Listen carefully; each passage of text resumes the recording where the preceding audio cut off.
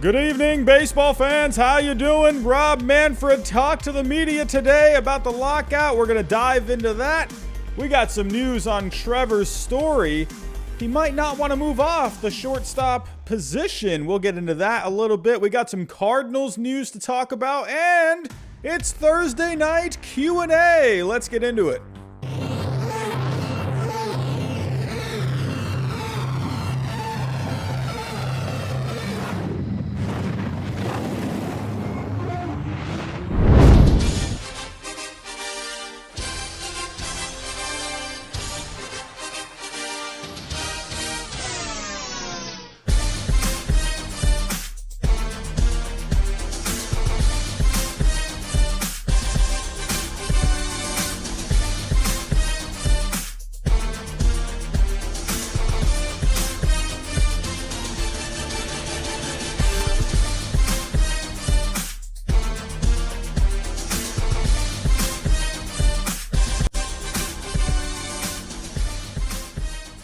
Rob Manfred, he talked to the media today about the lockout. And, hey, there's quite a few things he said that I want to dive into tonight. There's some numbers I kind of want to show you guys. There was one little comment that he made during his press conference today where, I actually wanted to dive into it because I've seen a lot of people on Twitter Rob Manfred, he's an easy target, for good reason. There's a lot of things that he has said in the past that are, hey, we're not big fans of Rob Manfred.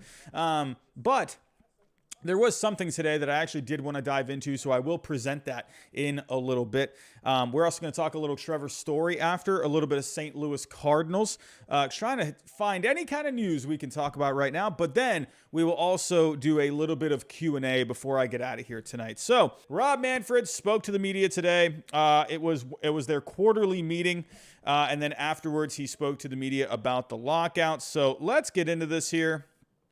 Sharing the screen. Let me actually, before I do share the screen, let me make sure the microphone is working on that screen. Yes, it is working on that screen. Okay, good grief. Here we go. Sharing the screen. We're off to a rough start tonight, everyone. We're off to a rough start, but I think we're good now. I think we're good. Rob Manfred expresses optimism for full season, says Major League Baseball has proposed universal designated hitter and elimination of draft pick compensation. So before I kind of dive into this, before I give my thoughts on every little piece that he gave, let's just kind of get into right now what has been agreed upon. So it's looking like the universal DH has been agreed upon, as well as no more draft pick compensation. Now, so if you don't know, so what that means basically when free agents, if they're offered a qualifying offer, then, and if they go and sign with a team elsewhere, their prior team will get a draft pick. So players are not a big fan of that because, that can kind of tie up things where teams might not want to sign a player because, that where teams won't want to sign a player, just because that's going to tie their hands up, and or they don't want to have to give up a draft pick. They don't want to have to do that. So that is something the players really want to get rid of. So these are so far the two things that have been agreed upon. So just checking back, we've looked at this a few times now. Major League Baseball, they are offering a $10 million bonus pool for top pre-arbitration players, a minimum salary of $615,000, a 14-team postseason, and a draft lottery for the top 3 picks. While the Players Association, they also want a bonus pool for pre-arbitration players, but they want it to be $100 million. They want a minimum salary of at least $775,000, less revenue for small market teams like the Pittsburgh Pirates, where they don't like to go out there and spend money. So the players think, well, okay, why are we giving this team money? We're just giving them money, but they're not doing anything with their money. Higher luxury tax lines for teams, so they have more flexibility, and they won't have to worry. Teams sometimes will. A lot of the times nowadays, they don't want to go over that luxury tax line because they're going to have to pay penalties. They also are okay with a 12-team postseason. So a little far apart in that. And they are also okay with a draft lottery. But for the players, they want it to be for the top 7 picks and to be non-playoff teams. So let's get into, I'm going to break this down here. The best my potato brain can do.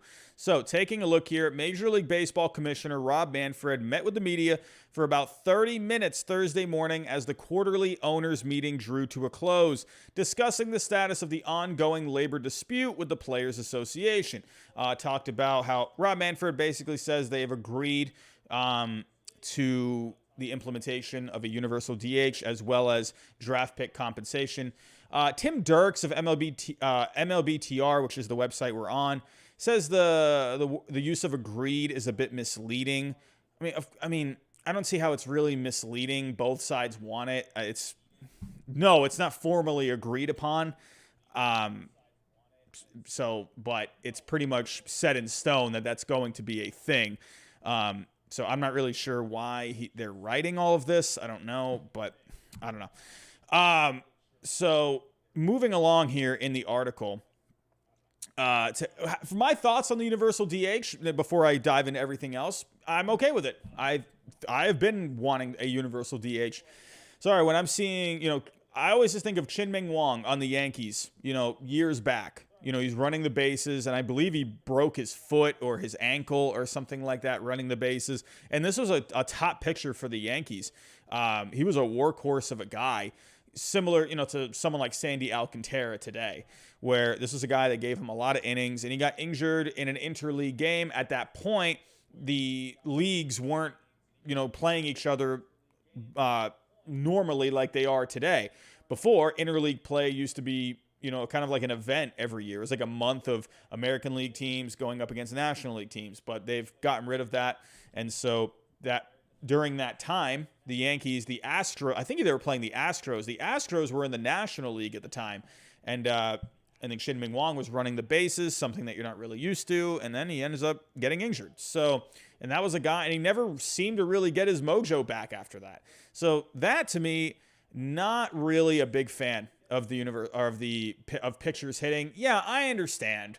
There's been some really fun moments. Bartolo Colon, I know. Bartolo Colon is, an all-time meme kind of a thing, in baseball land. But to me, yeah, you're going to have some fun moments, obviously. But, Logan Webb last year, or it looks like Logan Webb is the last pitcher ever, at least, or with those rules, to hit a home run. So, yeah, there you go. History. But overall, I am okay with it. I'm very okay with it. I know there's a lot of people out there. They like the classic style. They like the pitchers hitting. They like the strategy.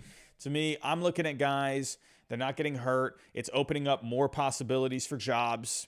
That to me, you're basically creating a job at that point. So, and it could extend some guys' careers at the end of the day. Maybe, a guy, someone like Luke Voigt, where Luke Voigt, he has a lot of trouble staying on the field, where opening up a designated hitter spot could end up really paying off for him down the road. Sure, he would still have to run the bases, but at least you're taking him out of the field. You're taking more wear and tear off of someone like that. So in a way, it could help extend careers, which is, and help them make more money. So in the end, I think there's just too many positives for a universal DH. Sure, I will miss the strategy.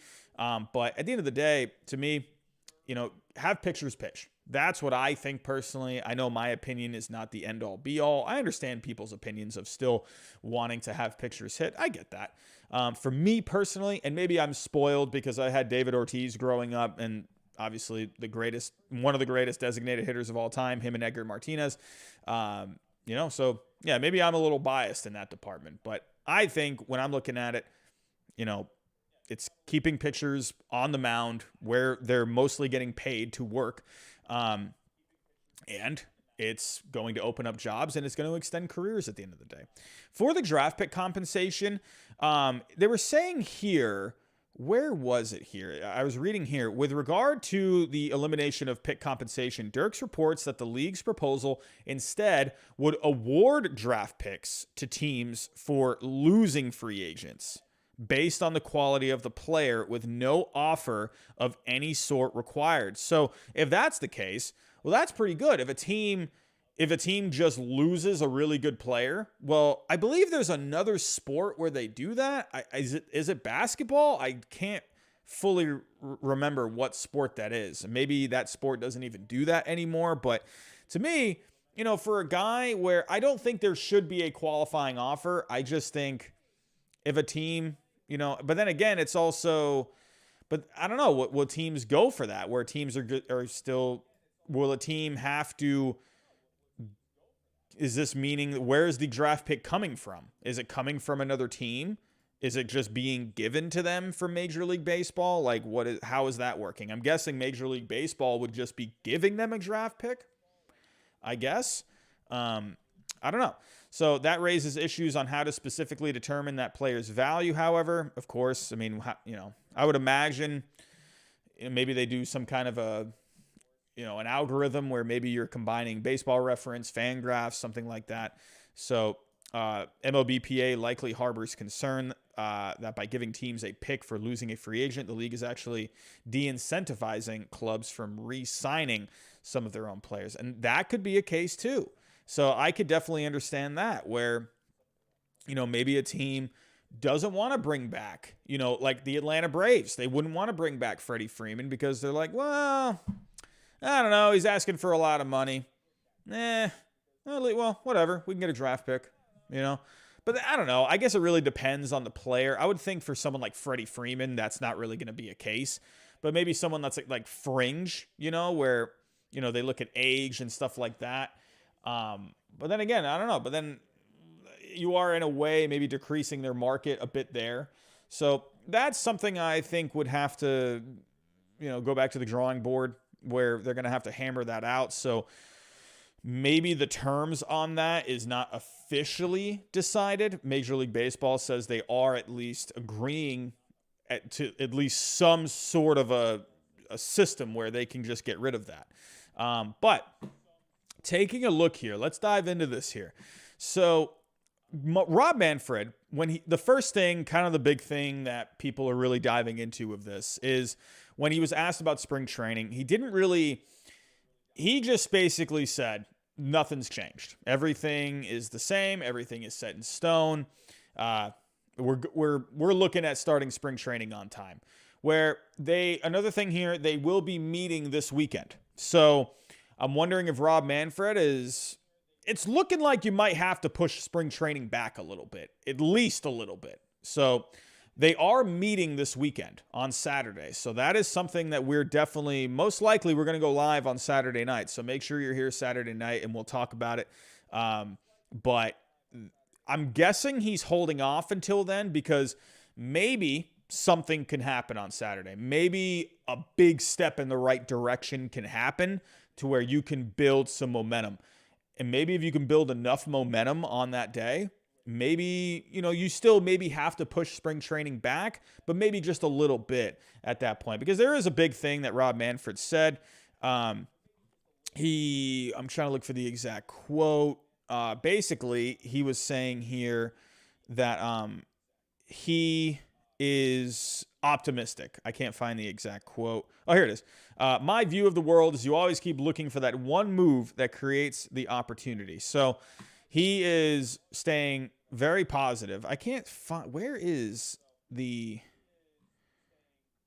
the exact quote because that was like the one quote everyone was talking about. Here we go. Let me go.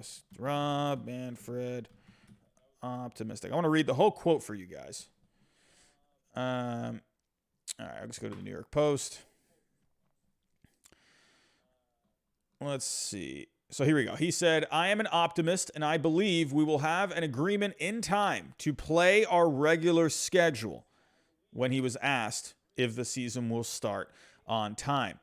If I hadn't given consideration to what it would mean to miss games, I wouldn't be doing my job, Manfred said. Obviously, I pay attention to that. I see missing games as a disastrous outcome for this industry. We're committed to make an agreement in an effort to avoid that. So he did say here,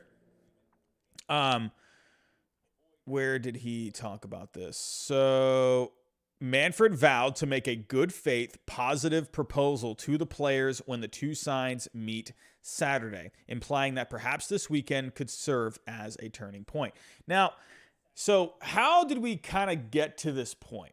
Well, the last thing that happened, Major League Baseball, they made an offer, I believe, a couple weeks ago, maybe 2.5, 3 weeks ago, where they kind of the big thing was the bonus pool for pre-arbitration players.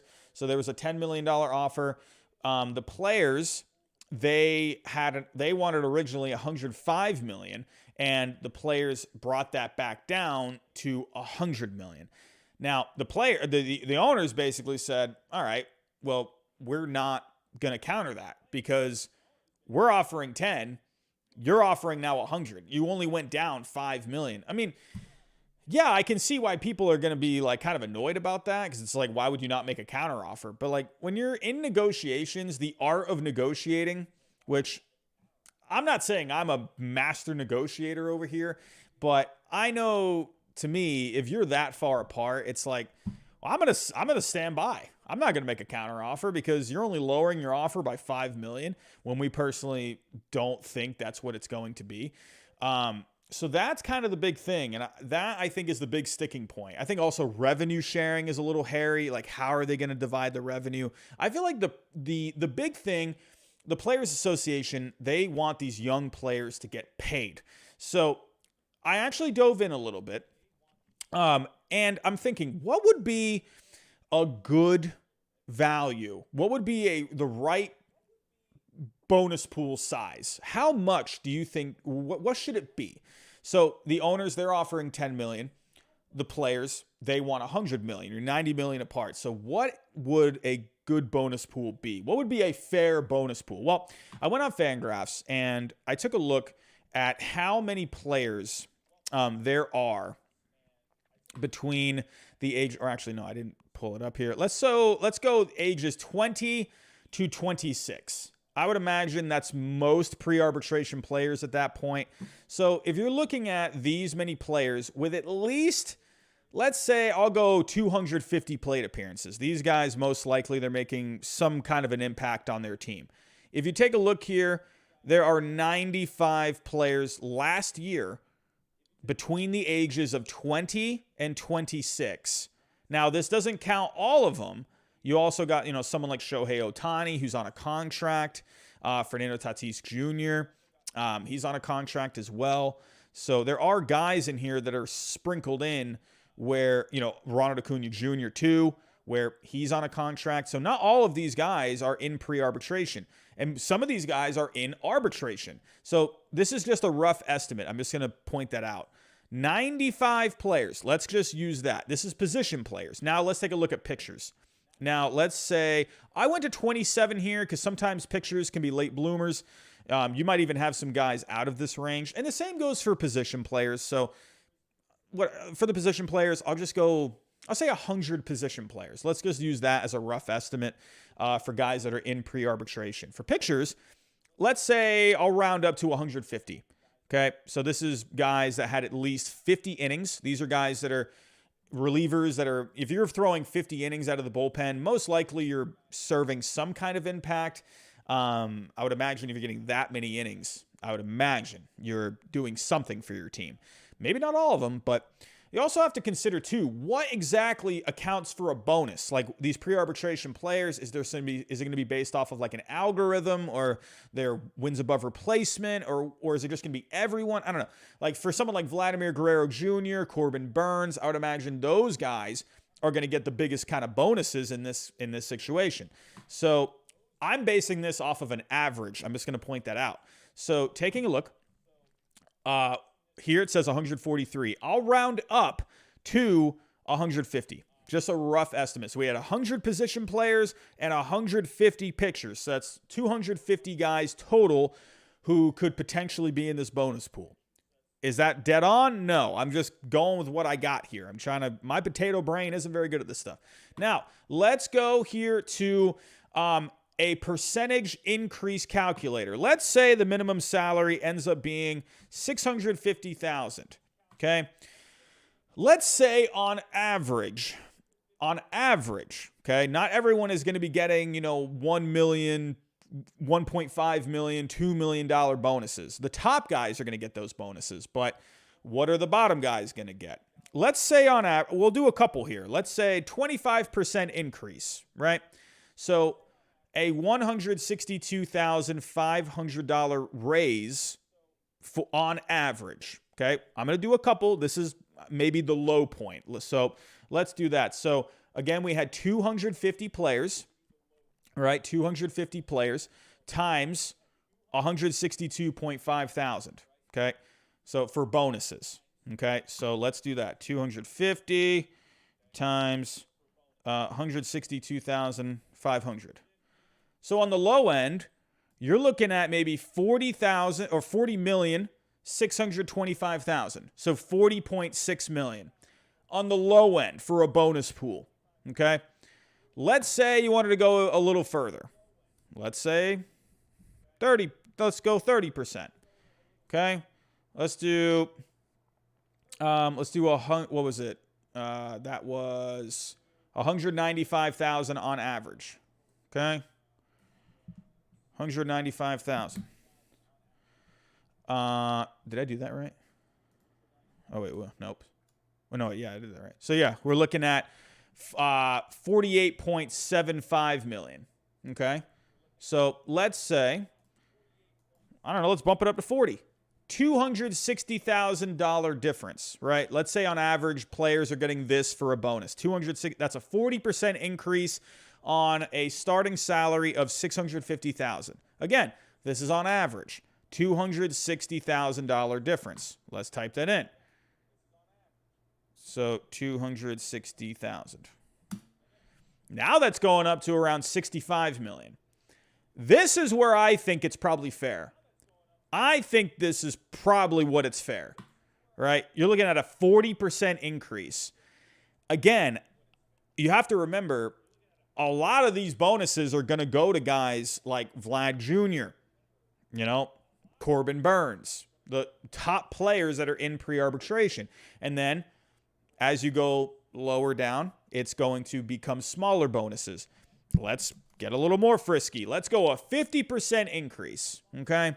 $325,000 for a bonus on average, okay? Again, yes, someone like Vlad Jr. will most likely get more depending on how they decide to do it.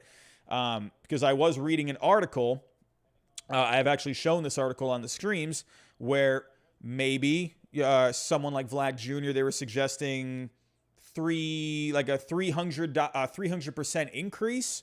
So again, that's that's just for Vlad Jr. on average. Again, I don't know. I'm just going off of a rough thing here, but let's say on average 50%, 325,000. Now you're probably going to see a decent amount here. 81 million or 81.25 million. So that's getting closer to what the players want, right? I think it's going to be something around this, 65 million. I don't know. I'm just kind of going off of just some rough numbers here. This seems to be fair, which usually when you're in negotiations, both parts, they're far apart, and you got to meet in the middle, right?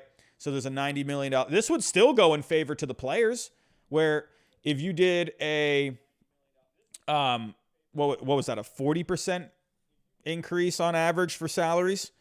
So if you did a $260,000 average for a bonus, then that would be a bonus pool of 65 million. That would be in favor of the players based off of what they're asking for.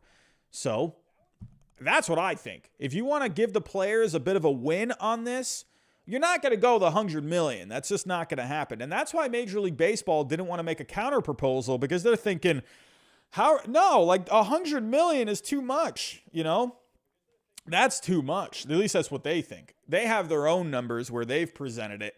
So I'm just a doofus sitting at my desk. What do I know? So I would imagine both sides have their own numbers. And of course, both sides, they're going to cherry pick their numbers. That's just, how it works these days. But the point is that they have to come together on an agreement. I think right here, this is, I would say 65 to 70 million for a bonus pool. That sounds fair to me based off of what they're asking. Give the players, have it lean more their way. I would say in the end, we're going to have a bonus pool of around 50 to 70 million. 70 million, I don't see it going above 70. If it does, that would be a huge win for the players. Absolutely, it would be a huge win. To me, I would think if I were to make a number, I'll go 55 million, right? Dead on in the middle. Maybe 60 million. Let's just say 60 million, all right? So whatever the final number ends up being, we got to come back here and check to see if I was right. I'll do a final number. I'll go 60 million for a bonus pool, right? That's definitely, that's right down the middle, okay? Anyway, more into this here. This is another thing I wanted to get into here because I saw a lot of people coming after Rob Manfred for this. And I'm just going to point this out. I am not a Rob Manfred defender. I am not a defender of the owners. I am not, this, what's the term? I get a bootlicker or something. I don't even know what. I'm definitely not that. I definitely want the players to get compensated. I definitely want all of the young guys to get compensated. Absolutely. These are young guys that have grinded, and especially if they're performing well. Yeah, absolutely. These guys like Jonathan India, Corbin Burns, if they're putting up some of the best numbers in the league based off of revenue and everything that Major League Baseball is bringing in, then heck yeah, these guys should be getting compensated. Absolutely. But I also understand I don't own a business. I'm a teacher, in case anyone wants to know. I'm a teacher, not making all right, making a decent salary, but I'm not making the most money in the world. No, I don't go out there on the side and do investments. I'm a potato, and I don't understand anything about that. But I know how a business runs. At the end of the day, yes, the players are going to drive the business. Absolutely. They're the product. They're what you're putting on the field. At the end of the day, a business has to run well as well. For these players, for us to really, for us to watch them on TV, for us to buy their jerseys, for us to go buy their shirts, bobbleheads, whatever it may be, these players are being promoted to us. How is that being done? By the franchise that they're with. At the end of the day, without Major League Baseball, there's no players. And if you want to make the argument, that if the players don't like these offers, they can go start their own league if they want to go do that.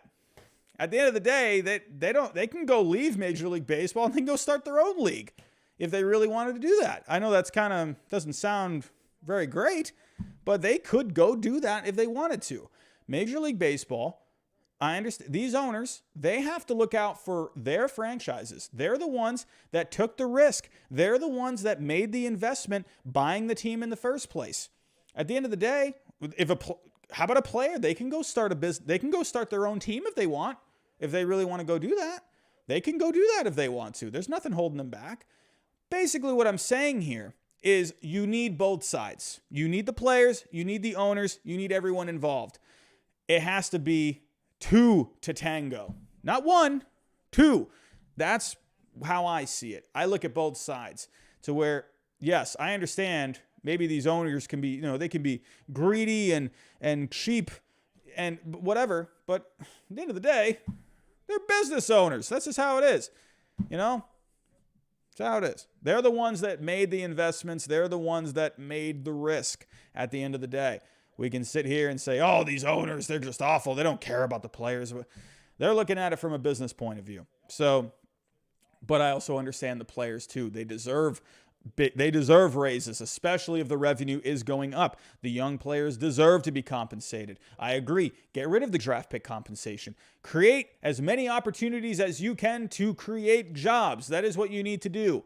Both sides need to work together here. I take neither side at all. Now, I probably lean more towards the players, to be honest with you, but I'm looking at it from both sides. I'm looking at it because, to me, I like to go down the middle. I don't like to be biased. You all know me. I'm not biased, and I'm not going to favor one side. Why? Because I want to be as transparent as possible for you, the viewer, at home. And if you don't like it, well, I'm sorry. I don't know what to tell you. That's how I'm going to be, and that's how I always will be. So anyway, I wanted to get more into this part of what Manfred had to say. I found this to be really interesting, and I actually wanted to dive into this myself. I have a couple of friends that do work with these kind of things.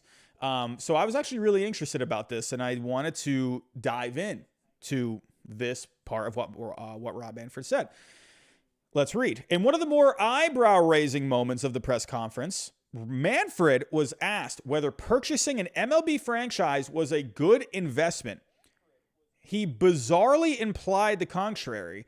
Now, this is where I love MLB Trade Rumors. They do a great job. At the end of the day, we really need to stop with this kind of reporting. It's biased. I'm sorry. At the end of the day, throwing in words in one of the more eyebrow-raising moments, or he bizarrely implied, so that you're clearly, already, not putting a certain person in a good spot. I understand how people feel about Rob Manfred, but I'll show you here in a second why what he said, I don't like how he said it completely, but I understand what he said. He bizarrely implied the contrary, stating that between the purchase price of the team and the money invested into the club on a year-over-year basis, the return on those investments is below what you'd expect to get in the stock market. So he's basically saying Major League Baseball, it's not, on average, owning a franchise, it's not going to bring you as much money on average than it would, investing in the stock market, adding that there was a greater risk in owning a team. Comments of that nature are sure to further galvanize a union that has repeatedly suggested the league isn't being genuine or negotiating in good faith. Now, I know what Rob Manfred was saying here, and I don't like how he said it. He's being very vague with it, but if we take a look here, let's go to the New York Yankees, okay? So the New York Yankees, George Steinbrenner bought the New York Yankees for $10.3 million back in 1973. The New York Yankees now are worth $5.25 billion. So using a return on investment, basically, it's what you've gotten back after you've invested money. Overall, I mean, the Yankees, this is like the top of the food chain here with the New York Yankees. Top of the food chain. Yes, over that time span, they have increased their investment by 50,870%. That's a lot. On average, though, now, to give you an idea, the average return on investment is around 10% year to year annually. The Yankees are at 13.5% annually. That's the top of the food chain. That's the New York Yankees.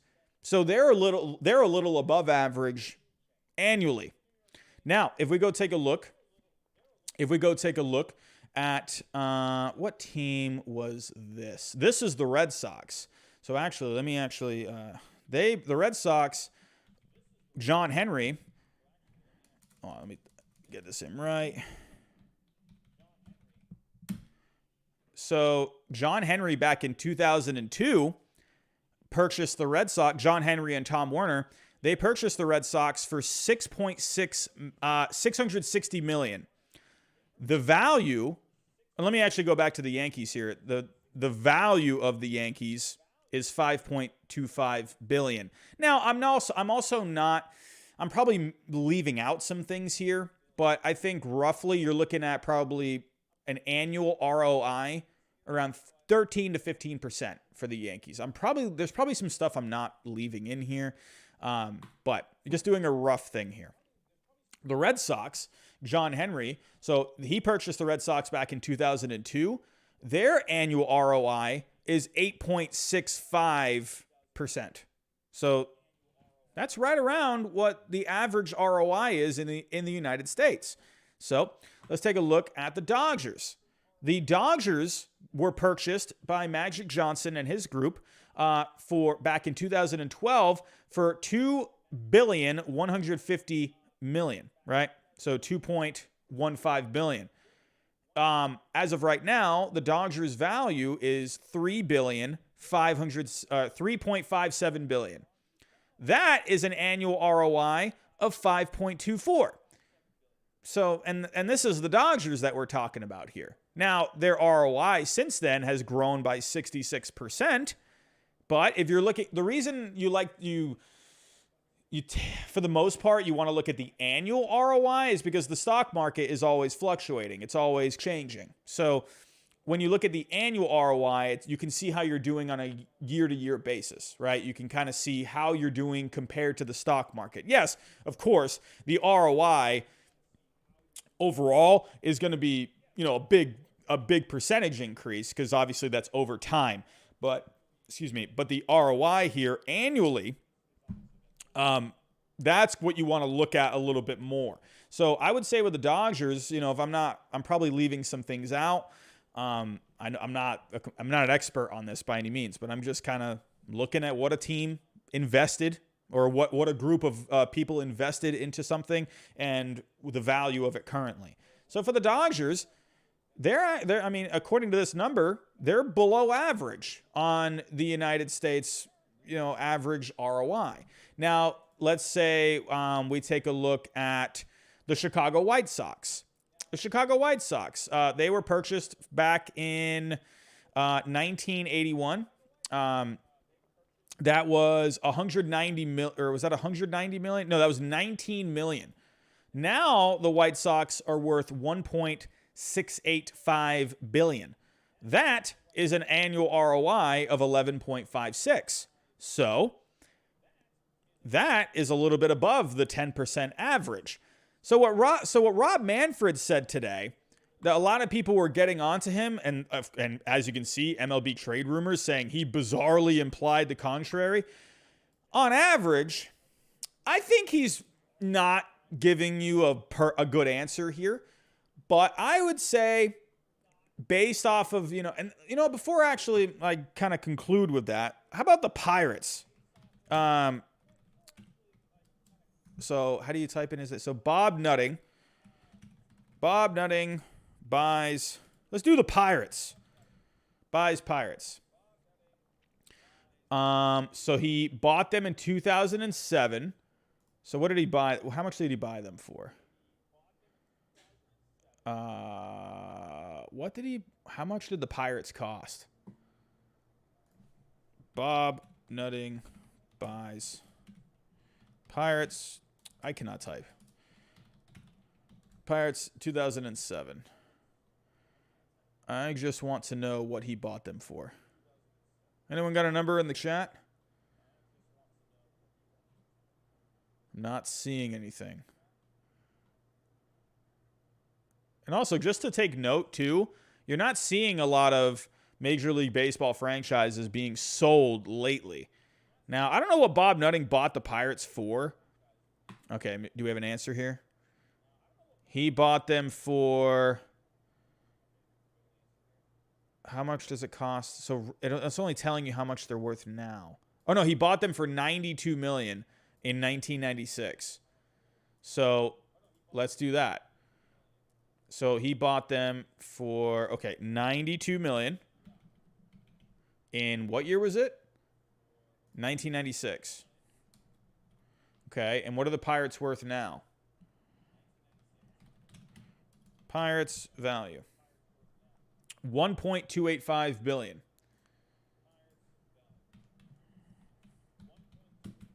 Okay. So yeah, right around 10%. So yeah, like even the Pittsburgh Pirates, a small market team, right around the average 10%.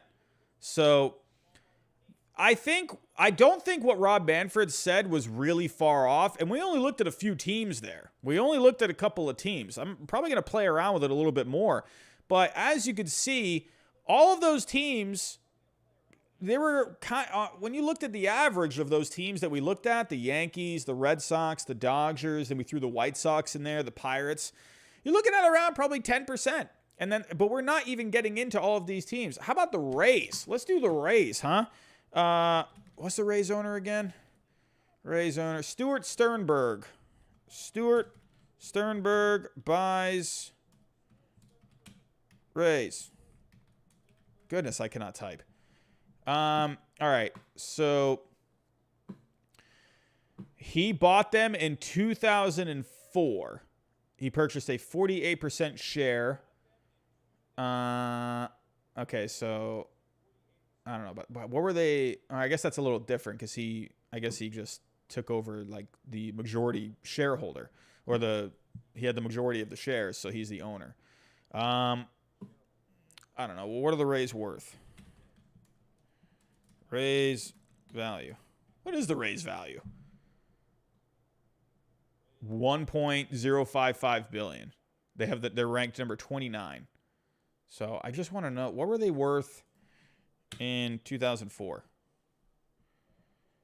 I guess we got a number here on Statista. 2004, they were worth $152 million, I guess. So whatever, let's just do that. $152 million. Whoops. 152, 123, 123. Okay. So that was in 2004.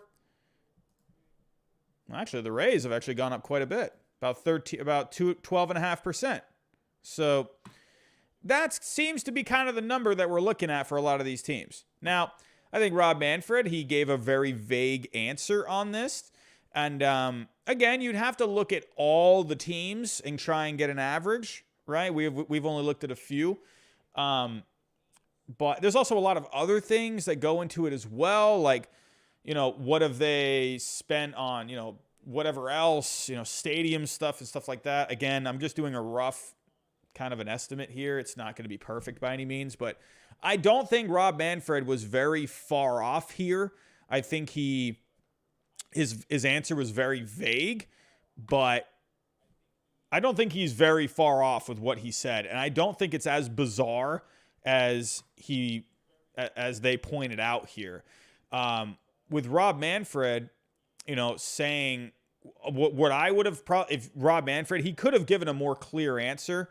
He said the return on those investments. Now, I think a lot of people can think of that as like, well, the overall return on investment or the annual investment, right? You want to look at the annual investment, right? Because obviously, things can change year to year. So looking at it from an annual point of view, that can be the more productive way to look at it.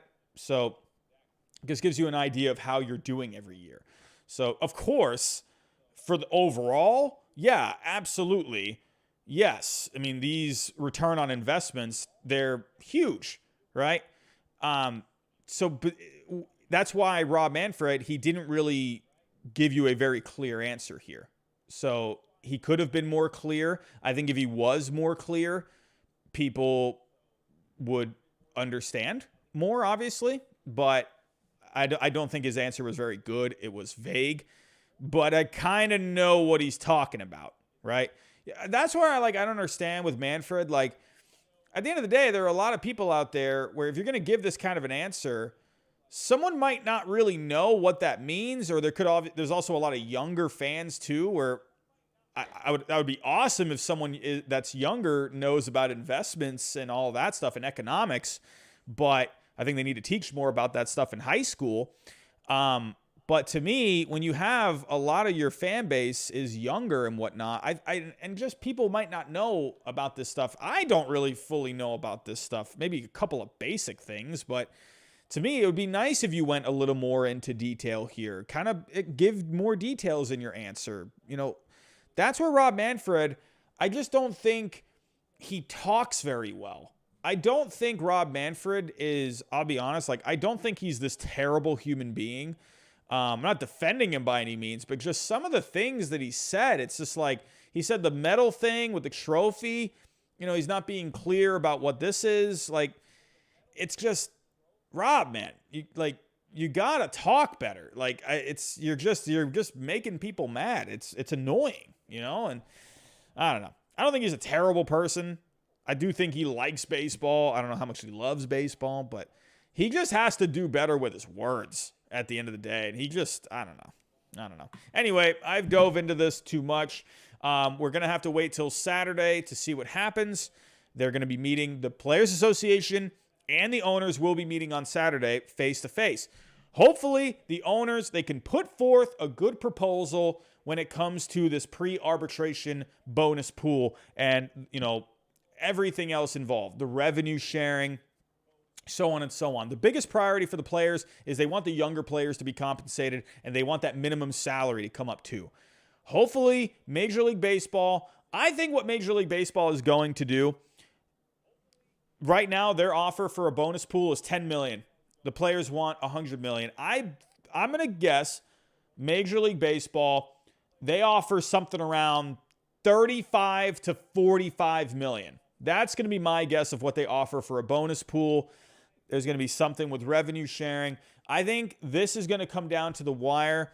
My guess, like I've always said from the beginning, I think we're going to probably miss a week or two of spring training. They push it back. That was another thing he also talked about here.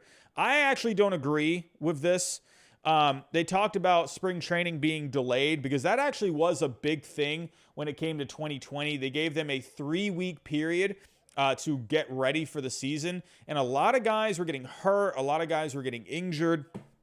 So that ended up not being a good idea. He's talking about here, we'd like to be at 28 days. 4 weeks makes sense. A 4-week spring training would still fall a good ways shy of the typical 6-week period, but the extra week of buildup time in that theoretical scenario would prove beneficial to players, particularly to starting pitchers. I don't know. I'm still thinking here you're going to see some effects going into the beginning of the season. I still think you're going to see pitchers. They're not going to be fully ramped up. I don't think pitchers will be ramped up to 7 innings by that point. I think you're going to see pitchers probably ramped up to around 4 to 5 innings at that point. You're going to see a little bit of effects going in. I think teams they'll still baby them a little bit in the first couple of weeks of the season, first, few weeks of the season.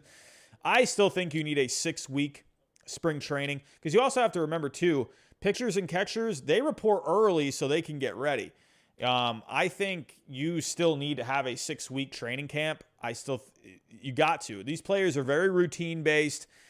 6 weeks, it's enough to ramp up for the season. I think 4 weeks, you're still rushing it a little bit. But if that's what it takes, then I guess that's what it's going to have to be. But you're going to see some effects of that going into the season. So in the end, Rob Manfred, this is what I was looking for earlier. Rob Manfred declared himself an optimist, stating more broadly that he believes the two sides will reach an agreement in time for the regular season to begin as planned on March 31st. This Saturday is a big day. They're going to have to put forth a good offer. If you want to get this thing done, if you're going to have to pony up a bit, and you got to stop fooling around. Stop fooling around. Get an offer up there. Both sides. I'm talking about both sides. I'm not biased here. I'm not favoring one side. But the owners, they're going to have to put the foot forward first. If they want the players to give a good, reasonable offer back, the owners are going to have to offer something first. They got to start this thing. This is on their laps now. This is in their hands. This is on the owners. And now I'm looking at the owners, right? I've been looking at this down the middle the whole way. But on Saturday, if they offer a crap offer, now I'm going to be full on players' side. This Saturday is huge. The owners need to come to the table with a good offer. If they come with a ridiculous offer of like a $20 million bonus pool, then get out. Now I'm like full on player. Like I'm always going to be for the players, obviously, but like I've said, I understand how the owners need to operate too. But if they come to the table with an offer that is bad, I'm done. Like done. I will make a video. I will flip out. I will lose my mind. You better come to the table with at least something around $40 million for a bonus pool. You need to. And if you don't, you're not going to get this done. You're not going to get this done. If you want the players to budge, offer something good. They will budge if you come to the table with a respectable offer. They will budge a little bit. Are the players going to get $100 million for a bonus pool? Absolutely not. But if you want them to lower that down and try to meet you in the middle, you got to come to the table with something good. So, those are my thoughts on everything. I know I rambled there quite a bit, but kind of wanted to dive into some numbers, with the bonus pool. Whoa! JM with a $9.99 super chat. JM, thank you so much, my friend. Really appreciate that. Hey, my friend. Hopefully you're doing well, my friend. Hope everything's going well. I'm glad you're here for the stream tonight. So, alrighty, let's get to a couple of quick stories here. Let me click out of all these tabs. Here we go. So, Trevor Story. Let's get into him a little bit. I would love for my Red Sox to sign Trevor Story, but this story makes that a little interesting. Let's take a look here at what Mr. Trevor Story is thinking. He's supposedly not very interested in a position change. We saw actually a very similar story with Marcus Semien. Marcus Semien wanted to stay at short. So I don't think this is necessarily going to be a problem with Trevor Story. However, I think personally that Mr. Trevor Story, I think he should sign a one-year deal. I think he should take that Marcus Semien route. I think he should take that Adrian Beltre route that he did with the Red Sox back in 2010 or 2009, whatever year it was. Can't fully remember. But I think Story should do a one-year deal because he had, he didn't have a bad year last year, but it wasn't a, Trevor Story kind of a year. Still played good defense, but scouts are kind of wondering about his arm a little bit. There was something going on with the elbow. But Trevor Story, as we all know, he is still on the market. Can't sign anywhere just because of all of this stuff going on. But supposedly he is not interested. Whoa! Super chat. E-Rock TV with a $2 super chat. Manfred can't ruin Yachty and Waino's final season. I think they're going to be okay. We're going to have a season eventually. The Major League Baseball, all of the owners, they know at this point in time, they know if you lose games, I don't think that's not good. That's not a good look. It's going to look bad. They know you cannot lose games, but if they want the players to budge a little bit, they're going to have to really pony up on Saturday. They're going to have to come to the table with something pretty decent. I'm not saying they should come to the table with, $90 million offer for a bonus pool. If they did that, then then you're really just offering an olive branch at that point. I don't think they do that, but and then they're going to have to be like, all right, no more draft pick compensation. None of that. So no, they're not going to do all that. But E-Rock TV, thank you. I know, right? Yogi dude, a down year and still a 4.2 wins above replacement. It's funny how Trevor Story is a really good player overall, very good. He gives you a bat, he gives you defense, he gives you speed. But supposedly, according to the report, he is not looking to move off of the shortstop position. From Story's own perspective, however, he is focused on remaining at shortstop, according to Patrick Saunders of the Denver Post. From everything I've been told, Story doesn't want to switch positions, though Saunders does add the caveat that it's possible that could change depending on Story's next destination. I personally think Story, I think he definitely could take that Marcus Semien route, where Semien he did play some shortstop last year, but he played the majority of his time at second. I think Story, wherever he's going to go, I only think he will play second base somewhere on a one-year deal. That's the only way I see him doing it. I don't think he's going to sign a long-term deal to play second base somewhere. Why? Because at the end of the day, a shortstop, the position itself, because there's not a lot of good shortstops out there, it's a premium position. It's a very in-demand position. So naturally, it's going to be a pricier price tag for a player like Trevor Story. Now, and if you go out and sign a second baseman, they're not going to cost as much because second baseman, there's a lot more productive second basemen out there. So shortstop, he wants to stay there for the money because it's a high value position, and that's why a player's trade value will be higher simply just due to the fact if they can play shortstop or center field or catcher. So because they're not, there's not a lot of supply when it comes to that position. So no surprise to see that Trevor Story does not want to move off the shortstop position. I still think he can go somewhere. He can go play some second base for a year. He can still play some shortstop. But long-term deal, this guy is going to be looking to play shortstop. There's no way he goes somewhere to sign to play second base because he's only just shooting himself in the foot financially at that point. Now, there's a lot of teams that he can go to. My Red Sox, I think, is a great fit for him. Could you go to the Seattle Mariners? Could you go to the Houston Astros if the Houston Astros don't bring back Carlos Correa? Could you go to a team like the Phillies if you feel like Bryson Stott's not ready? There's a lot of teams out there. Let's actually go here to the positional depth charts based off of projections for next year. So if we're looking at shortstop, I mean, could you sign a long-term deal with the Nationals? I mean, maybe. Could you go to the Angels? They could use a shortstop. I'm still not giving up hope that maybe the Angels could sign Trevor Story. Hey, I did a Diamondbacks rebuild on MLB The Show.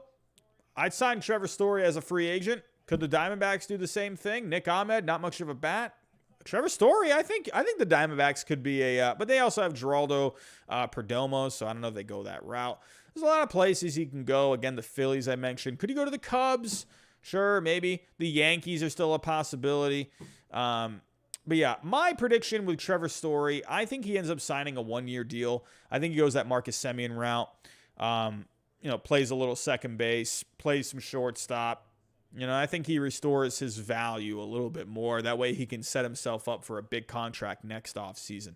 But let me know what you all think in the chat. Do you think this is a big deal? Do you think he signs long-term as a shortstop? Do you think he signs a one-year deal, plays second base a little bit, plays a little shortstop, and then goes back out to the market next year? Let me know what you think. Another quick story here on the St. Louis Cardinals. We've talked about the St. Louis Cardinals and their bullpen in a couple of streams but now it's looking like they're looking for a specific type of reliever. So let's get to the story. Taking a look here on MLB Trade Rumors. According to Derek Gould of the St. Louis Dispatch, they're looking for a guy who throws strikes, throws a sinker ball, and can generate soft contact and a lot of grounders. So when you think of some guys, Joe Kelly is a guy that kind of comes off right away because he, if you're taking a look at what they're looking for, Joe Kelly has a sinker ball. He tends to not give up a lot of contact. If we actually look at Joe Kelly, he doesn't give up a lot of, I don't think he gives up a lot of hard contact. I know he can give up a couple of doozies here and there. Let's go to Joe Kelly on Baseball Savant. But let's actually, while that's loading, let me actually go to the rankings. Let's go to the relief pitching from last year. Let's take a look. Ground ball percentage. Let's see if any of these guys that are free agents rank at the top of this list. So let's see. Don't forget we have guys like, let me actually pull that up here. Fangraphs. Free agent tracker. Let's pull up the relievers. Don't forget you got someone like Ryan Tepera. Let's take a look at relief pictures, unsigned. So you got Colin McHugh, we have Kenley Jansen, Ryan Tepera, Andrew Chafin. Go down the list, Jimmy Nelson, Jesse Chavez. There's Joe Kelly, like we mentioned, Richard Rodriguez. This is loaded now with Joe Kelly. Oh, they actually don't show his where he ranks in terms of hard hit percentage. Huh. Okay. Well, let's go here. So taking a look, we're looking at relievers with the qualified innings. Archie Bradley, that's a guy that's a free agent. He gives up a lot of ground balls, 55.7%. So that could be a possibility. I think Archie Bradley is still pretty good. His FIP was at a 4.35, but he could still do something for you.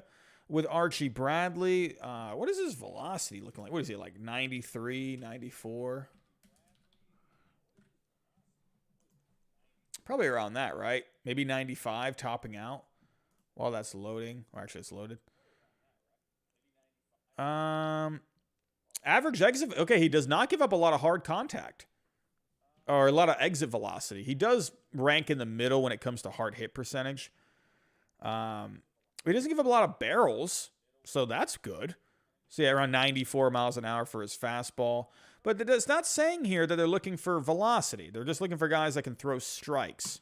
Now, if we actually, is there a way, I'm guessing they do. Is it under batted ball where you can see how many strikes they throw? I'm looking for strike percentage. Okay, let's see amount of strikes. Chad Green at the top. Let's see. Let's go down the list. Hansel Robles is a guy who throws a lot of strikes. He has so we saw right around like a 55% ground ball percentage. So, yeah, not a lot of ground balls there. Let's keep going down the list. Okay. Lou Trevino. That's a guy who throws a lot of strikes. Has a 48% ground ball percentage. Could the Cardinals make a trade for Lou Trevino? He's a guy that's out there. There was Raisel Iglesias, but he actually doesn't give up a lot of ground balls. Let's keep going down the list, shall we? Let's see if one of these free agents pop up. Again, taking a look at these free agents. So some of these guys, I'm guessing, didn't throw a ton of innings. So I might have to actually maybe lower the innings a little bit. Let's go to 50. Okay, so let's go back to that. Strikes. There is Steve Cishek. Could that be a guy maybe for the Cardinals? I don't know. What do we got? There was Mark Melancon. Mark Melancon would have been a pretty good guy for the Cardinals, I think. Not seeing a lot of there's Adam Ottavino. There's Ottavino right there. He throws a lot of strikes. Ground ball percentage at 40%. I think you would like that to be higher if you could. But there is Adam Ottavino. He throws a lot of strikes. So I think it's just going to come down to, what do they want more? Do they want more ground ball percentage? I would imagine ground ball percentage is probably what they're looking for. Let's look at this last page, and then I'll move on. Not seeing... Oh, there's Richard Rodriguez. But he only had a 31% ground ball percentage last year. So that's... I thought that would be a little higher. Oh, there's Andrew Chafin. Oh, Andrew Chafin, an all right ground ball percentage, about 45%. 629 strikes. That ranked 86 among relief pitchers. Yimi Garcia, he only had a 40% ground ball. So I would imagine... They want a guy that's going to... I think those are the big things. They throw a lot of strikes, and they give up not a lot of ground balls. Let's actually just go to the ground ball percentage, and let's see if a guy pops up. Again, Archie Bradley, 55%. He probably won't cost a lot. I could see the Cardinals going that route because they tend not to throw a lot of money out there. Let's go to the next page. You're looking at ground ball guys. Kendall Graveman could have been a pretty good guy. Actually, Kendall Graveman walks a little bit of guys, so... He walks some guys. There's Lou Trevino again. Lou Trevino. Could that be a good trade candidate for the St. Louis Cardinals? If they're looking for a certain type of reliever and they want a guy that can give up a lot of, or you can throw a lot of strikes and he gives up a lot of ground balls, Lou Trevino might be a good candidate for the St. Louis Cardinals. Why not? Let's pull up baseball trade values. Why not? Let's put together a trade. Lou Trevino to the St. Louis Cardinals. I think we might have something here. Let's go to the A's. Mr. Trevino, where are you at, my friend? Hope everyone's having a good night. I'm still seeing around 80 people in the chat. Thank you for stopping by tonight. Trevino, where are you? Let's just type you in so I'm not having to find you. Oh, wow. He's not going to cost a lot at all. A 1.1 value. What were his numbers overall last year? Pretty sure he had some decent numbers. So he's not a free agent until 2025. Good numbers. 73 innings, about 74, just under. A 3.18 ERA. 3.78 FIP. That's, he walks guys. It's funny because he throws a lot of strikes, but he walks a good amount of guys. But I don't know. Maybe they can they can get a trade because he's not going to cost you a lot. Whoa, there's a super chat. Chad Dub, with that elite defense we have, easy outs. Be better to see more of Nolan's defense. Absolutely. And that's why they're looking for ground ball guys. And that's why they're looking for guys that throw a lot of strikes. They want to pitch to contact. When they started doing that last year, that's a big reason why the Cardinals pitching was doing a lot better. They weren't trying to just blow away these guys with velocity anymore. They were trying to get more ground balls. They were trying to get that really good defense in play. So that's why they brought in guys like J.A. Happ and John Lester, veteran guys that can get ground balls. So Trevino, let's take a look here. It's not going to cost you a lot. Not going to cost you a lot at all. Cardinals top prospects. I like to go to Pipeline because it's just nice the way they present it. I mean, this is probably going to someone in the 20 to, or like the 10 to 20 range. I mean, Ian Bedell, number 18. Let's do that. 1.4. I mean, come on. This to me, there you go. There's a trade for you. It's accepted. I'm going to post it. There you go. Lou Trevino to the Cardinals for their number 18 prospect, Ian Bedell. He's far away. Maybe you could do Angel Rondon, something like that. That to me, if he's only going to cost you $1.1 million of value, there's a trade right there. Lou Trevino, a St. Louis Cardinal, throws a lot of strikes. He's going to get you ground balls. Lou Trevino could be a good setup guy for the Cardinals. All right, here we go, everyone. Let's get to the final part of the night. I won't stay for too long, but like we've been doing on Thursday nights for the past few weeks or so, I would love to keep this going, is Thursday night Q&A. Welcome. Here we go. I'm going to put some music on. I'm going to set the mood. I'm going to get the good, relaxing vibes in here. Welcome to Thursday night Q&A. It's been a pleasure talking with everyone tonight. Let's get the music on. Here we go. Alrighty, let's get it on. Let's hit play. As I'm getting the music on, everyone, get your questions ready. Alrighty, so, hey, the way this works, I'll look at the chat, and I'll find some questions in here, and I'll answer them the best I can. But if you do put in a super chat, no, that's not me asking for super chats. That's not what I'm doing. But it's gonna pop up on the screen, and I'm just gonna see it. So if you want me to see a question, then you can do a super chat. It will not. There's no way I'm gonna miss that. But I will look at the chat as well. Here we go. Let's see. I'll go up a little bit. Yogi Dude, Julio or Rushman? I'm going to be honest. I would go Rushman. I would. Just because that's a generational type of catcher right there. He's going to be really good. I really like Rushman. I do. I really do.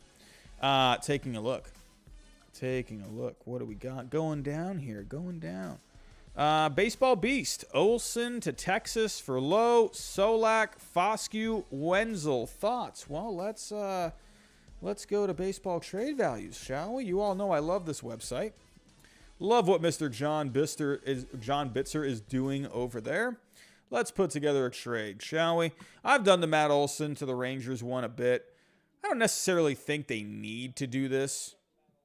I think they should prioritize pitching right now. But hey, it's fun to think about. Absolutely fun to think about. So who did you have here? You had... So, yeah, I think everyone, agrees that Nate Lowe is going to be the centerpiece. That's a natural pre-arbitration first base guy that is major league ready. You just slide right in. So he definitely fits the A's payroll-wise. Who else was it? We had Solak. 6.9. Is Solak a pre-arb guy right now? Solak. Because that's a big thing. We're trying to look for pre-arbitration players here. because they're going to be the least amount of money. I'm on Oakland. Let's go to Texas. Solak. So he's 1 year away until arbitration. So I guess that could be okay. Who's the next guy? They definitely could use some infielders, so that would help. Foscue, I agree. I think Foscue could be a good one. Seems to be blocked at the moment. And then Wenzel. Looking all right. I think we're on the right track. We're on the right track here. All right. Yeah, I think Olson's around 45. Yep. So, yeah, I think this looks good. I mean, you're getting a lot of infielders. You're getting a lot of infielders here, but, you know, hey, if the A's maybe want some pitching, maybe you could take out like a Solak or a Wenzel, maybe get a pitching prospect in there, but I'm okay with this. I'm okay with that. What do we got here? What do we got? Zachary, Rizzo, Freeman, or Olson to the Yankees. If I'm the Yankees, I go after Freeman. I do. I just go after him. He's just such an all-around, just really good hitter. Rizzo, I think, would be the fallback guy. I would keep my prospects. You know, I think with Olson, obviously he's going to make the Yankees better. But if you're having to give up Oswald Peraza there, I wouldn't give him up. I think Peraza could be, if I'm the Yankees, you know, manager, I'm looking at someone like Oswald Peraza. If I'm Aaron Boone, I'm looking at that guy. That guy could be my next shortstop. You know, and if Anthony Volpe comes up eventually, he hasn't played above A-ball yet. I think we need to pump the brakes just a little bit. He could be really good. We just don't know. We need to see how he does in AA, AAA. I think for now, though, you have Peraza. He is someone that can win a job out of spring training, I think. Why not? Give him the chance. See if he can do it. Or you can have him go to AAA for a little bit. Maybe get someone like an Andrelton Simmons. You know, maybe the first month, if Peraza's hitting well in AAA, well, there you go. There's your shortstop. So, I think with Olson, if you can get Olson without having to give up Peraza, go for it. Go for it. I would personally go after Freeman first, and then, but if you're worried about the luxury tax, go get Rizzo. Then, you know, but I would only go after Olson if you're not giving up Peraza. So, let's see. What else we got here? Here we go. Joe Hill, Marsh, Detmers, and mid-tier prospect from the Angels to the D-backs for Gallen and Marte. Oh, this one might be a little fun. I don't know about this. I think the Angels want to hang on to these guys, especially Detmers.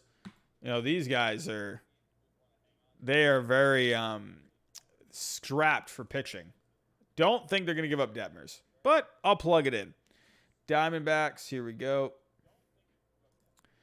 I don't think the Diamondbacks give up Gallen either. It's maybe on paper it works.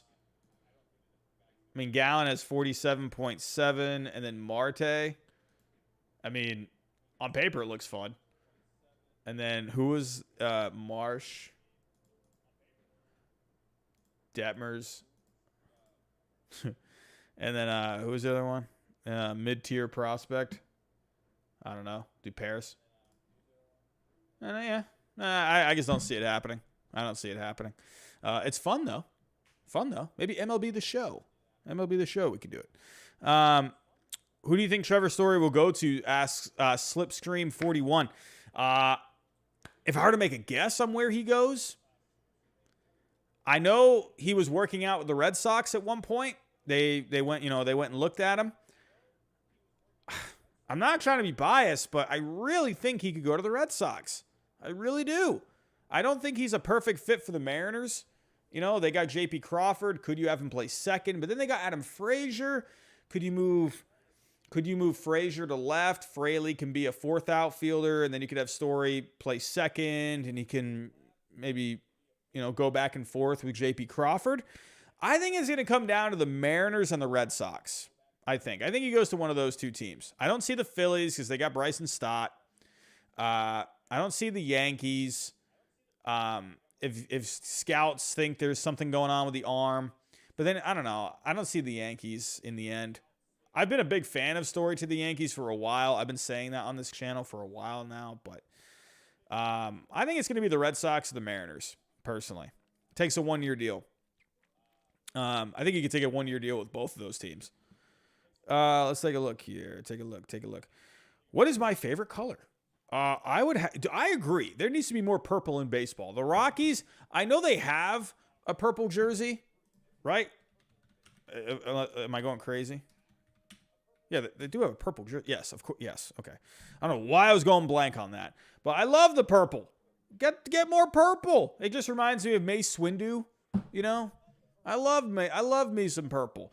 I want the home jerseys, you know, like for the Rockies. I know they have the purple pinstripes, but get more purple. Get all the purple. For me personally, I like blue. I like green. The Irish in me likes the green.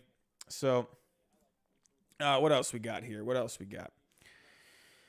How many productive years does Nelson Cruz have left? Let's go take a look at some Nelson Cruz stats. Lionheart 70. Thank you for the question. I mean, how old is he now? Like 38? Oh, he's 41. Jesus. 41. I think he probably has... Dave, how old was Ortiz when he retired? Was he 39? 38? Or was he 41? He was 40 when he retired. So... I think Cruz probably has, I'm going to say 1 more year. His numbers did kind of dip a little bit last year. If you're taking a look, oh my God, I'm looking at David Ortiz. I'm like thinking, wait a minute, what the heck? Nelson Cruz had those numbers? Nelson Cruz, his numbers went in 2019, 41 home runs. 2020, he was going crazy. So, in 2020, he was on pace for right around like 35, 40 homers. The home runs are around the same, but his batting average dipped, his on base dipped, his slugging dipped. I think he's going to have 1 more year. He'll sign a 1-year deal and then he'll call it a career. Who else we got here? What else we got? More questions. Braden Berman, Schwarber ideal contract. Let's go take a look at Mr. Kyle Schwarber. He's interesting, you know, because he's had injuries. He did really good with the Red Sox, so he really helped himself out. But on Fangraphs, we can go check his value. If we take a look, he has been worth $100 million. $100 million overall. 1, 2, 3, 4, 5, 6, 7 years. So 100 divided by 7, you're looking at around $14.3 million. I think because of the way he hit with the Red Sox, I'll say $16 million, 17 maybe at the top. I'll go as high as 17. So let's do. I think he gets let's do like a 3-year deal with an option. 17 times 3. Yeah, let's do. I don't know. Let's do a 3-year, $50 million contract with like a, you know, $16, $17 million option, something like that. I'll go 3 years, 50 for Kyle Schwarber. Aiden Cox, since the DH is coming to the National League, do you see the Cardinals looking for a power bat like Soler or Schwarber, or do they stay with an internal candidate like Nolan Gorman, Lars Nootbaar, and Juan Yepes? You know, that's interesting. That's interesting. They definitely could go that route. I don't think they'll spend a lot of money. The Cardinals just don't often throw out money. If you look at their payroll right now, I mean, obviously Nolan Arenado, Paul Goldschmidt, but then you're looking at Adam Wainwright, 17.5, Miles Michaelis, 17. You know, you're not really getting a lot of contracts here. Arenado and Goldschmidt, yeah, those guys are filling it out. They just tend not to give out big contracts, you know. If they do, I think Soler could be an option. Absolutely. I think they could go that route. Could you do Schwarber? Yeah, you could do Schwarber. I would love it if they had another bat. I think that'd be great. Schwarber would be a great fit. But don't forget, you have Paul DeJong and you have Edmundo Sosa. So I think what they end up doing, I think they end up going with like a rotation kind of a thing to give them some flexibility. That sounds like a St. Louis Cardinals kind of a thing to do. So I could see them going maybe like a platoon, Paul DeJong and Nootbaar. I could see something like that. So that's what I think. Let's see. Joe Hill, what is the very first move in all of Major League Baseball as soon as the lockout is over? I think the first move, I feel like I feel like I've said this. What is the first move that I think is going to happen? Let me go to the tracker. Where is the tracker? Here we go. Unsigned. All right. I actually think Correa waits a little bit. I could see Freeman happening pretty quickly. I think he wants to know where he's going to play. You know, I could see something like that. I mean, Correa too. I could see Freeman happening within the first couple of weeks. I think Kershaw, he takes his time a little bit. I think he ends up going to the Rangers. I could see someone like Castellanos or Bryant going pretty quickly. I could see a few small moves happening, like guys like Ryan Tepera, Colin McHugh. I could see Nelson Cruz. What's going to be interesting to me is how quickly some of these guys sign. Because won't it look kind of interesting if as soon as the lockout is lifted, like, bam, 2 hours later, someone signs? Makes me wonder, I don't know, where during this lockout where teams may be finding ways to, maybe they were breaking the rules a little bit. They were talking to some of these guys. You're like, oh, I wasn't talking to him. My cousin's neighbor was talking to him, and he was just asking if he wanted to go play there or whatever, or wanted to come play here. Something like that. I don't know. I'd find that interesting. How quickly will some of these guys sign? Were there before the lockout? Were there, maybe some agreements already in place and they just didn't have the time to get it done, So I could see little moves like that happening where maybe there were some agreements in place that people just didn't know about, and then they just kind of finalize it after the lockout. I could see something like that. I would find it hilarious if Carlos Correa, Rob Manfred says we're no longer locked out, and 1 hour later, Carlos Correa signs somewhere. I would think that's hilarious. That's why I don't think you're going to see guys maybe sign very quickly, because I just wonder if teams are going to be like, we don't want to make him suspicious over here. We gotta lay low a little bit. But I don't know. I'd find that pretty funny. So, what do we got? Jelly Boy, what's your favorite kind of chicken wing? You got to go flats all the time. If anyone ever tells you otherwise, don't trust them. But, I'm okay with a drumstick, though. To me, I don't really care. I'll eat pizza out of a garbage can, to be completely honest. Favorite chicken wing, though? Man, I don't like too spicy. I'm not a big spicy guy. I'm kind of a wimp when it comes to that kind of stuff. Nah, I don't like that. It's funny. I'll go put 500 pounds on my back for a squat, but when it comes to a spicy chicken wing, I'm just crying myself to sleep. So I don't get it.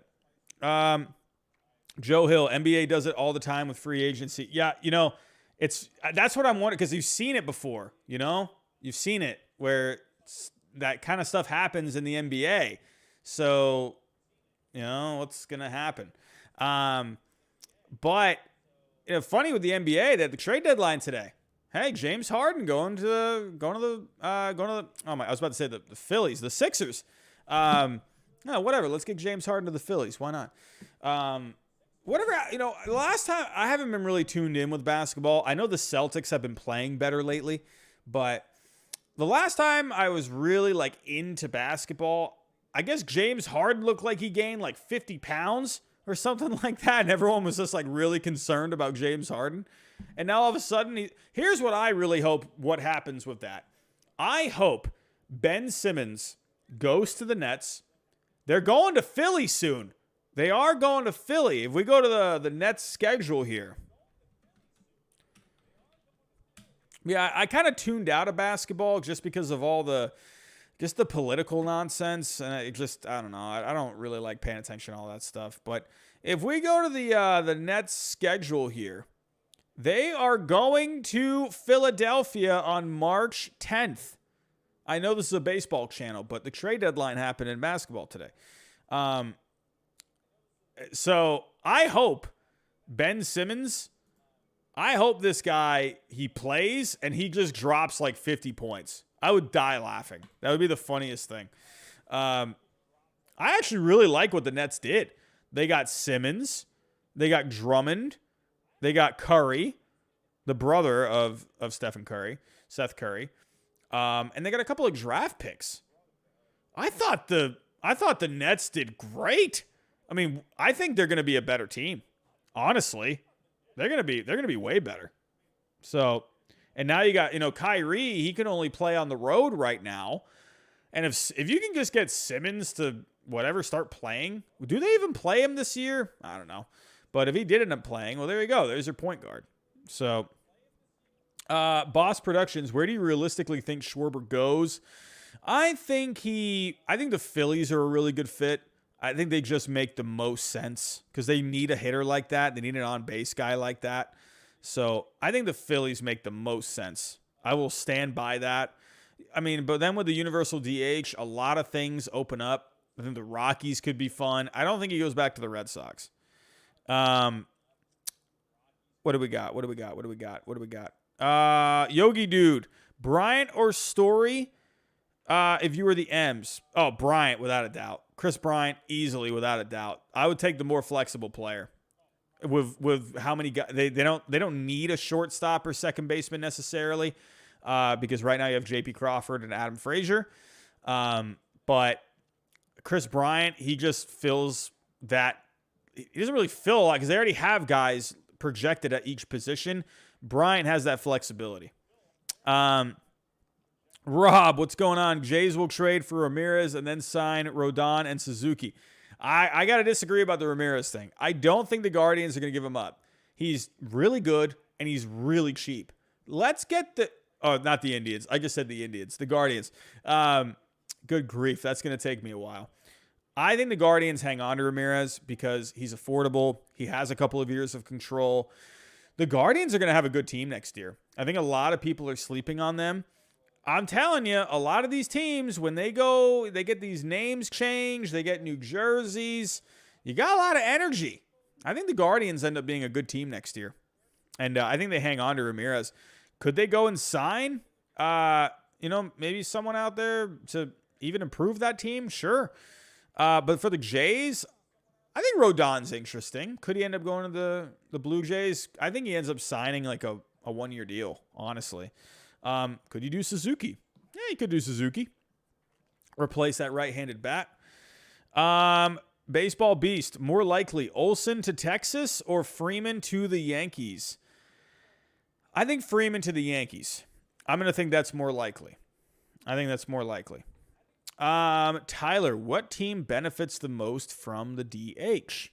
If we're looking at National League teams, let's take a look. Let me open up one of these. Now, if we're looking at the projections right now for designated hitter, I think the Rockies definitely. I know they're at the bottom, so that's kind of an easy answer. But I think a team, if we're looking at just obviously the National League teams, I think really the Mets, because you're starting to get kind of a full team right now where you got J.D. Davis on the bench, where what are they going to do with J.D. Davis? There's Dominic Smith. At least the DH spot kind of opens up a possibility of, guys getting playing time. Mets also had a lot of injuries last year, so the DH spot I think will help in that department too. I think a team like the Giants will appreciate the flexibility of the designated hitter spot. So the Giants like to, kind of work in those ways. I think the Dodgers too, designated hitter, that helps them out with roster flexibility. I'm thinking here, what's another one? Padres too. Padres. They got a lot of guys right now, but I think a DH is really going to help them. Give them that flexibility to sign someone like a Nelson Cruz and Nick Castellanos. So, Nelson Cruz with the Dodgers. That's definitely possible. He would replace basically what Pujols was. So, will they go that route? I don't know. They could. They could be maybe a dark horse team. Yeah, Rob, maybe Matt Chapman at third base for the Blue Jays. That's always possible too. I'll do a couple more here. A couple more. What do we got?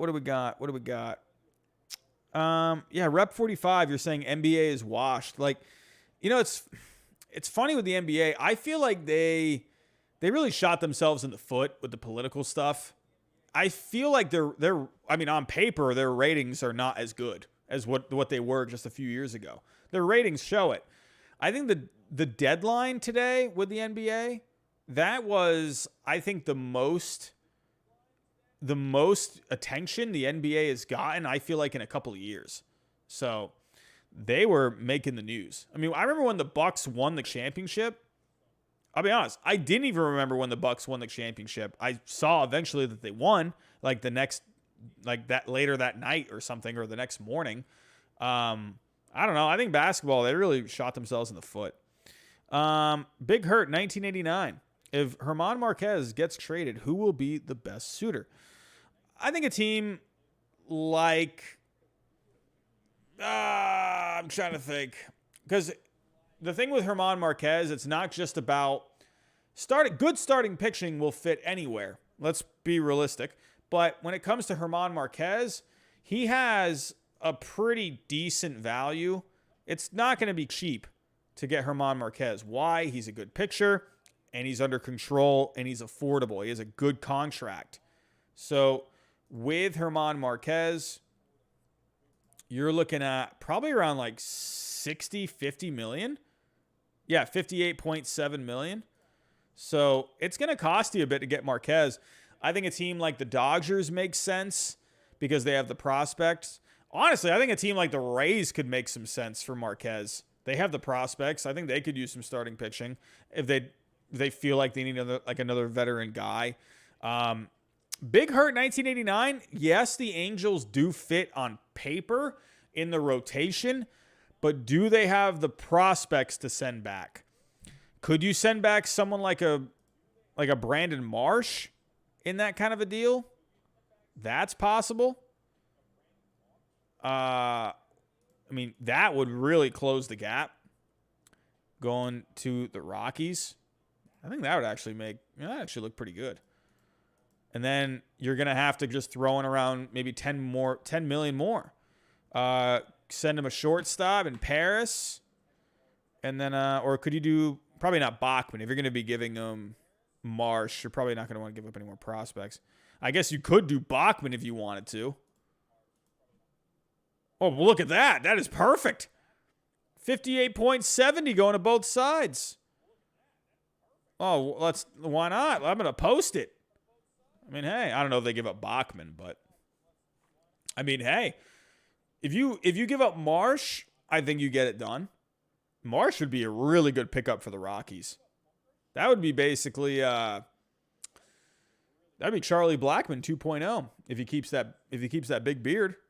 So, but yeah, I don't know. To me, if I were the Rockies, I'd probably do it. I'd probably do this. Bachman has a nice slider that would really work at Coors Field. So, yeah, interesting. Orbit, would you pick Goldie over Freeman? I'd go with Freeman. I think Goldschmidt, he's had some up and down years in the last few years. He looked really good last season. So, Aiden Cox, Cards get Story, or do they trust DeYoung and see what happens? Turner and Bogarts are free agents. I think they go with Sosa and DeYoung. I think they do that. Yogi Dude, if you were born in 1990, you look older. If you were born in 1990, you look older. Yes, well, yes, I was born in 1990. Oh, I see. I'm like, where the heck are you getting that from? Yeah, because, oh yeah, there you go. There's when I was born. So now you know my age. So there you go. But what else we got? I'll probably do one more question here. L-Man Baseball. I'm going to end this here. This is a good one. I saw an article today about Jack Flaherty. Where was the Yankee? Of course, Yanks Go Yard is going to write an article like this. Come on. The Yankees should call Cardinals about Jack Flaherty. Yeah, you should give him a call. You're going to get laughed off the phone. I mean, that'd be ridiculous if the Cardinals traded Jack Flaherty. I know he's had some problems staying on the field, but come on. You need to keep Jack Flaherty. This is a guy, I think he could win Cy Young this year. Absolutely think he can win the Cy Young this year. Absolutely he could. So I thought I just saw myself on the screen. I just saw a big red beard and a backwards cap. But that was not me. That was Justin Turner. Yeah. Now, I'm hanging on to Jack Flaherty if I'm the Cardinals. I don't even think twice about trading him. And, yeah, maybe they've had some arbitration stuff. If I actually go to the payrolls. Let's go to the payroll here. When is he a free agent? He's a free agent, and you got 2 more years. I don't know. Like, I think, nah. You hang on to him. You hang on to him. Have a good year, and then offer him a big time extension. So that's just been the problem with Flaherty is he can't just stay on the field. You gotta stay on the field. You know, he is, to me, Wainwright really stepped up last year.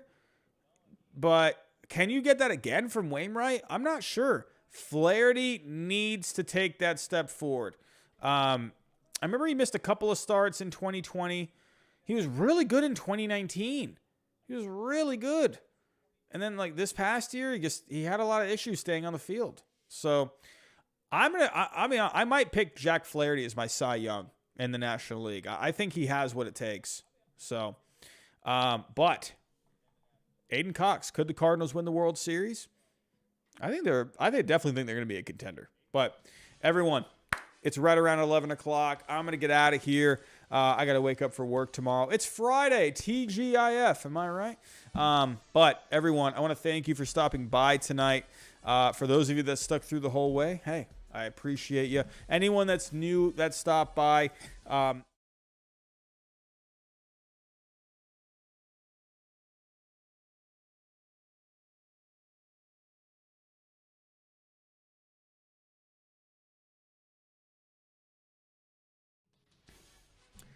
of course, the microphone doesn't work. Good grief. Of course, it's going to end like that.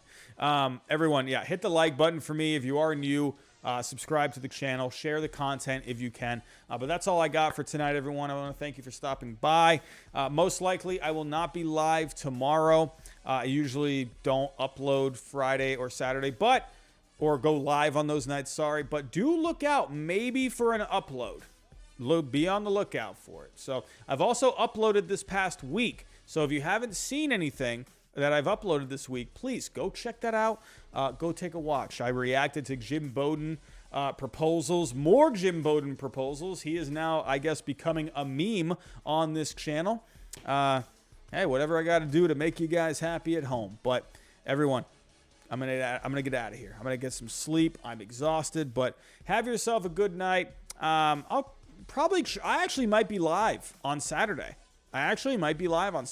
If Rob Manfred and the MLBPA and the owners are going to meet, we might have something to talk about. So be on the lookout Saturday. I'll probably go live that night. So everyone, have yourself a good night. Have a good day tomorrow, and I'll talk to you next time.